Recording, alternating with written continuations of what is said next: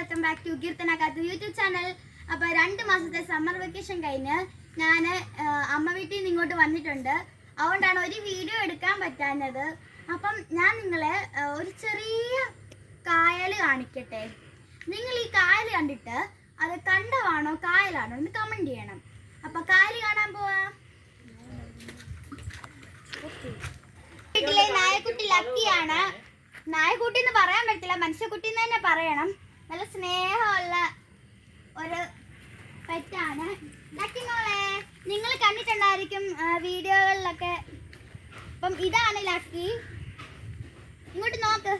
ഒക്കെ ക്യാമറ നോക്കത്തില്ല അവള്. അപ്പം നിങ്ങൾക്ക് കായൽ കാണണ്ടേ? അപ്പം കായലിലേക്ക് പോകാനായിട്ട് ഒരു ചെറിയ തെങ്ങിൻ തോട്ടം എന്ന് വെച്ചാൽ ഒരു തെങ്ങേ ഉള്ളൂ.